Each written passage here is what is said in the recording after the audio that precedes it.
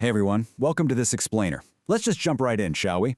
At its absolute core, the entire field of economics is built on top of one massive, completely unavoidable conflict. You and I have virtually infinite wants, but the world we live in, well, it has limited resources. Whether we're talking about money, land, labor, or even just time, these things are finite. They run out. This is what we call scarcity. And because we literally can't have everything, we're forced to make choices. It's those everyday choices that act as the fuel driving the entire global engine of the economy. Now think about this for a second to kick things off. If economics is all about limited resources and making logical, rational choices, why do certain luxury items like the newest iPhone or a shiny new Mercedes actually become more desirable to people when their prices go up? It kind of seems to break all the rules of logic, right? Well, we're going to unravel that mystery, which involves something called Veblen goods, a bit later on. But to really wrap our heads around that paradox, we first need to zoom out and look at the massive systems built around our everyday choices. So here is our roadmap for today. We'll start with the big economic picture, map out where people actually work, classify what we buy, dive deep into the psychology of choice, explore supply and demand, and finally look at market structures. Let's start with Section 1, the big economic picture. You know, the whole discipline of economics is basically split into two main lenses. On one side, we have microeconomics. This was championed by Adam Smith, the father of modern economics, and it's very much a bottom-up approach. It zeroes in on individual consumers, specific firms, and local markets. Smith was a huge believer in the invisible hand, the idea that markets naturally regulate themselves through our own individual self-interest. But then, on the other side, we have macroeconomics. This is a top-down approach largely pioneered by John Maynard Keynes. Instead of looking at a single business, macro looks at the economy as one giant organism, tracking things like GDP, national income, and unemployment rates. Keynes famously argued that, hey, the invisible hand isn't always enough, and that governments actually need to step in and intervene to revive economies when things take a severe downturn. So the really crucial point here is how different nations actually apply these theories to manage scarcity in the real world. They do it by choosing an economic system. Take a capitalist system, like the USA. It relies heavily on private ownership, it's driven entirely by the profit motive, and the government plays a minimal role. Now, a natural byproduct of this is unequal income distribution. On the flip side, you have a socialist system, like the former USSR, where ownership is in the hands of the state. The main goal there is social welfare, theoretically aiming for equal income distribution through total government control. And finally, you have a mixed economy, like India.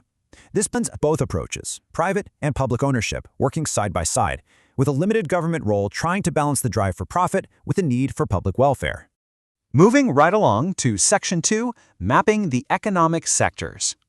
Let's look at the actual workforce. According to the 2011 census data regarding the labor force participation rate, we can see exactly where people are putting in the hours. The primary sector, which includes activities directly dependent on the environment, like agriculture, forestry, and mining, employs a massive 54.6% of the workforce. Think about that, over half the working population is tied directly to the land. The secondary, or manufacturing sector, takes up about 24.3%, and the tertiary, which is the service sector, holds just 21.1%. But wait, here is where it gets absolutely fascinating. When we shift gears and look at the percentage of GDP, the actual economic wealth being generated from that exact same 2011 census, the numbers literally flip upside down.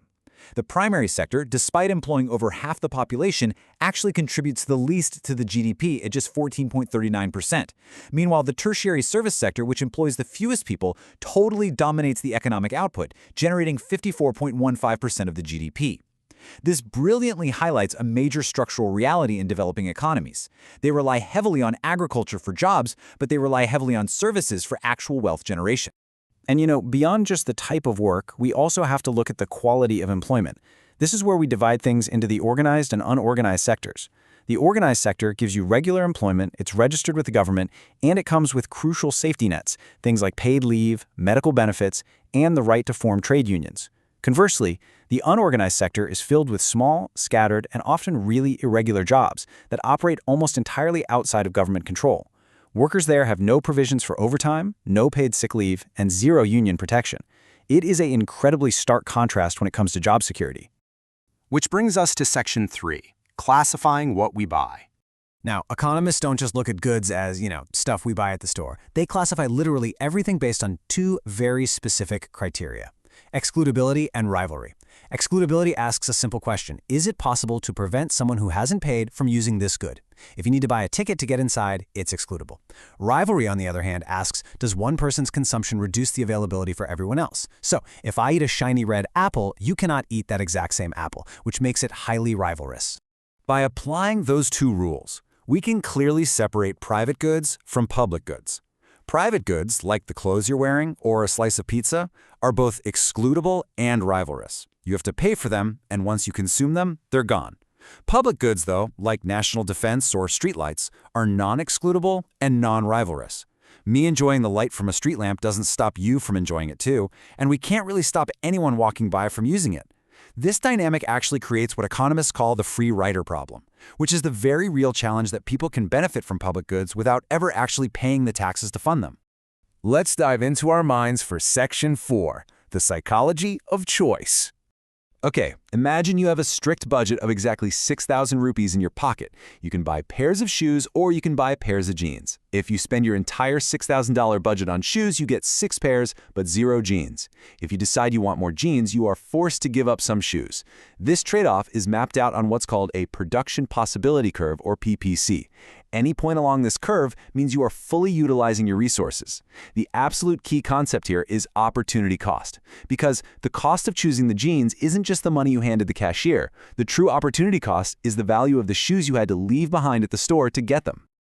So, how do we eventually decide when to stop buying one thing and switch over to buying another? Well, that's largely driven by a psychological reality known as the law of diminishing marginal utility. Utility is basically just an economist's fancy word for satisfaction. This law states that, assuming everything else stays constant, as you consume more and more units of a good, the additional satisfaction or marginal utility that you get from each extra unit gradually drops off. The source material for this explainer highlights this perfectly using a classic street food analogy.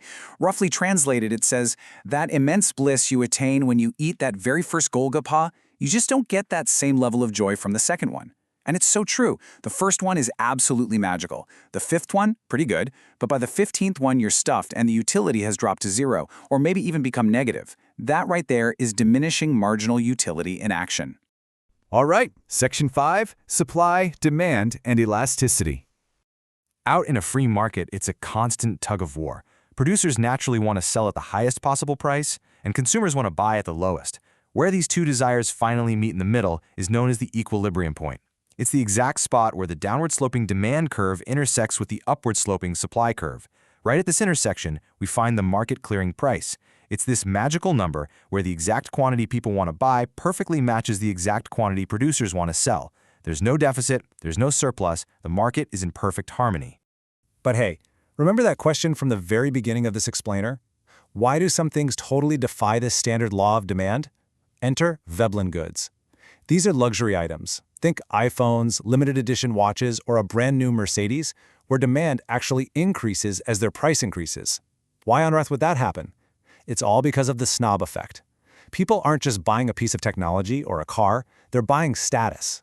The incredibly high price tag acts as a barrier to entry for everyone else, which makes the item way more exclusive, and therefore much more desirable to consumers who are actively seeking prestige.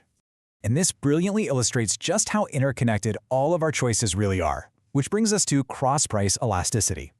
This measures how a change in the price of one specific good affects the demand for a completely different good. Just look at the classic rivalry between Pepsi and Coke. They are textbook substitute goods.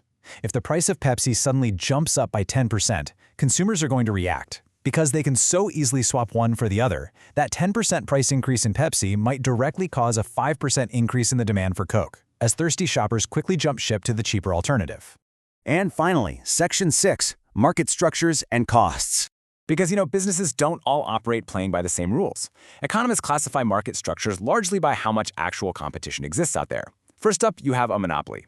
This is where a single seller completely controls the entire market, and there are incredibly high barriers to entry. Think of Indian Railways. There isn't exactly a rival train network you can choose instead. Next, we have an oligopoly, where just a few massive firms dominate the landscape, like in the telecom sector. And then we have monopolistic competition. This is where there are many sellers, slightly differentiated products, and it's easy for new businesses to enter. The toothpaste aisle is a perfect example. Tons of brands all claiming to do something just a little bit different, aggressively fighting for your attention. To really see the extremes here, just put a monopoly right up against perfect competition. In a monopoly, that one seller has total control over the price because, well, you literally have nowhere else to go. But in perfect competition, which we often see in agricultural products like wheat or rice, there are thousands of buyers and thousands of sellers, and the product is completely identical. Because there are no barriers to entry and the goods are exactly the same, no single farmer can just decide to dictate the price. The price is determined purely by the invisible hand of global supply and demand. So we've journeyed from those massive top-down theories of macroeconomics all the way down to the psychological joy of your very first Golgappa. Economics isn't just dry charts and boring graphs, it is literally the study of human behavior, how we deal with scarcity, and the choices you and I make every single day. I want to leave you with this final thought. Look around your life right now. Think about the phone in your hand, the clothes on your back, or your absolute favorite brand. Based on what we just uncovered today, what kind of market structure do they actually operate in, and how is that hidden structure secretly dictating the price you just paid? Think about it. Thanks for joining me on this explainer.